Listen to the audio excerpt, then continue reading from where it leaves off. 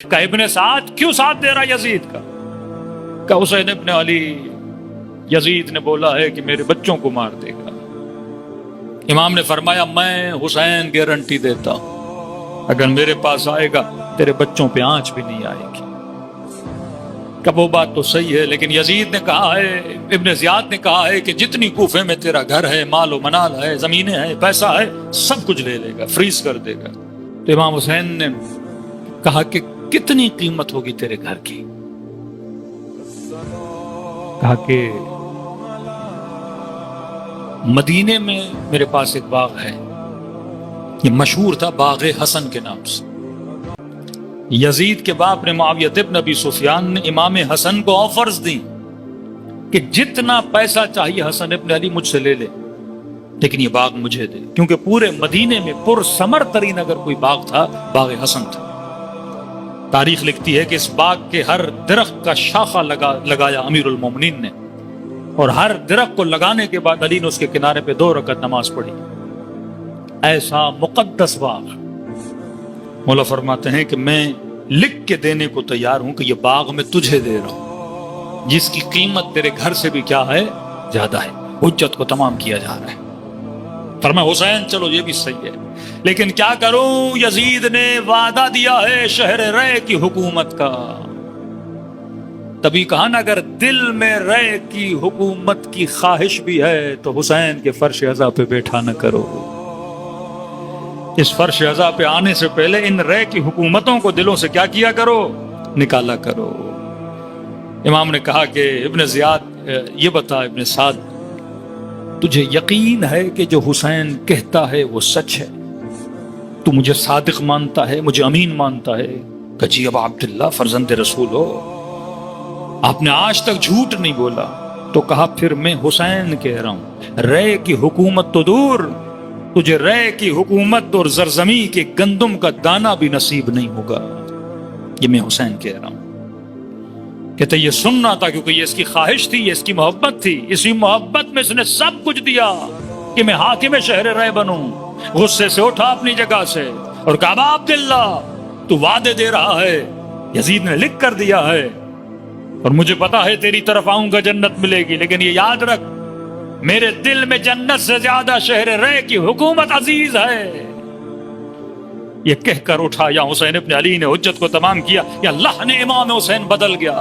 پہلے محبت کے لہن میں بات کر رہے تھے، امام نے فرمایا بد دعا دی سے، فرمایا اللہ تجھے تیرے فراش میں، تیرے بستر میں ذبح کروائے۔ اور شہادت امام حسین کے بعد یہ سو رہا تھا، جناب مختار اس کے گھر کے اندر آئے، کہتے ہیں بستر سے اٹھا بھی نہیں، مختار نے اس کا سر اس کے بستر میں قدم کر دیا۔ اگر امام حسین کی بات سنتا آج اس پہ رحمت بھی برس رہی ہوتی، آج اس پہ سلام بھی ہو رہا ہوتا، لیکن اس نے ٹریک اس کی زندگی کا بدل گیا۔ کہتے ہیں صبح سے شام تک سب سے زیادہ کلام کیا ابا عبداللہ حسین نے۔ ضحاک ابن عبداللہ کہتا ہے آخری جب عصر عاشور کا وقت آیا، لہن امام حسین بدل گیا، لہجہ بدل گیا، سختی کا لہجہ آیا۔ فرماتے ہیں اپنے دونوں ہاتھوں کو اپنے محاسن کے نیچے دیا۔ مستحب ہے جب دعا کرو تو داڑھی کے نیچے ہاتھ رکھا کرو، خدا دعا کو قبول کرتا ہے۔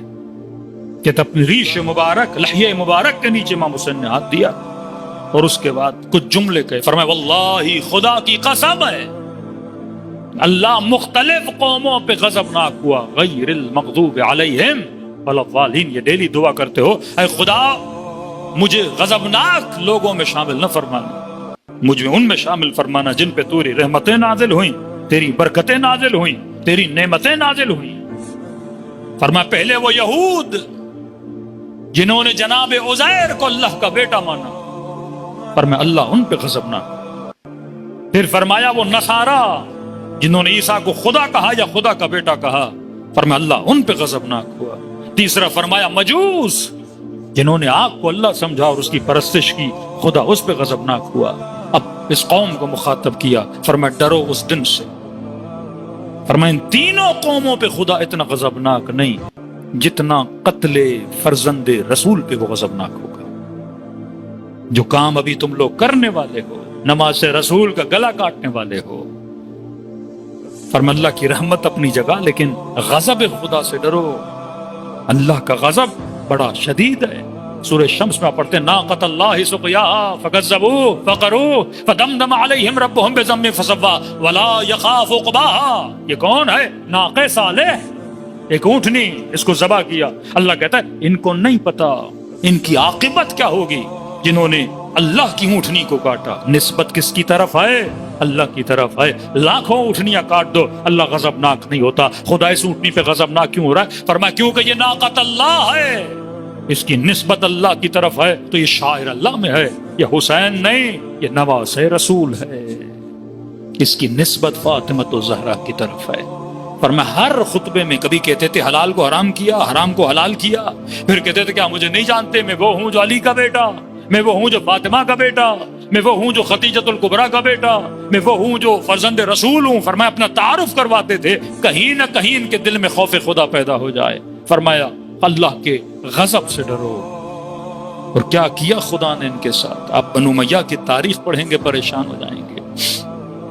جناب مختار نے ایک سے پوچھا کہ بتا تم نے کون سا گناہ کیا؟ جس شخص نے کہا کہ میں نے حسین کے بدن پہ گھوڑے دوڑائے. کہتے ہیں مختار نے حکم دیا، زندہ تھا کیسے زمینوں پہ لٹاؤ اور ان کے اوپر زندہ تھے ان کے اوپر گھوڑے دوڑوائے. اس سے زیادہ اشد عذاب، یعنی یہاں بھی بدبختی سے مرے اور آخرت میں تو اشد عذاب ہے. دوسرے سے پوچھا تم نے کیا کیا تھا؟ کہتا ہے حسین نہر تک پہنچے تو تھے حضرت عباس کے بعد، لیکن میں نے حسین کو پانی کے قریب نہیں آنے دیا. پانی نگاہوں کے سامنے تھا لیکن میں نے حسین کو نہ پینے دیا نہ پانی اٹھانے دیا. ضحاک کہتا ہے اس شخص کو امام حسین نے بد دعا دی تھی کہ تو جتنا بھی پانی پیے گا خدا تیری پیاس کو کبھی بجھائے گا نہیں. کہتے ہیں یہ اپنے گھر میں اپنی زمین پہ گول گھومتا تھا، اتنا پانی پیا پیٹ اس کا سوج گیا لیکن چیختا تھا اللہ تاش اللہ تاش اللہ تاش. لوگ کہتے تھے پانی پی تو رہے ہو، کہتا حسین کی بد دعا مجھے یاد آ رہی ہے، جتنا پانی پیتا ہوں لیکن میری پیاس بجھنے کا نام نہیں لیتی. یہی ابن زیاد بدن پر ایسا زخم ہوا جس زخم کی وجہ سے پریشان تھا. یہی یزید ایک بیماری کے اندر، آج تک معلوم نہیں کہ یزید مرا کیسے، کس نے اس کو مارا، کس جوانی میں یہ دنیا سے چلا گیا. یہی بنو امیہ جب بنو عباس آئے 1000 بنو امیہ کے نسلوں کے سر کاٹ کو اس نے زمینوں پہ رکھے. ان کے حاکموں کی قبریں کھود کے ان کی ہڈیوں تک کو جلا دیا گیا کہ بنو امیہ کے افراد یہاں سے دوڑ کے مصر کی طرف، حبشہ کے اندر، مصر کے اندر دوڑ کے چلے گئے. اس حاکم نے اس کو 3 دن اپنی گھر میں سکونت اختیار کرنے کی اجازت دی. اس کے بعد بولا کہ کتنے سال تم لوگوں نے حکومت کی ہے؟ کہ 70 سال سے زیادہ ہم حاکم رہے ہیں. کہ آج یہ حال ہے کہ تم میرے پاس چھپنے کے لیے آئے ہو بنو عباس کے خوف سے.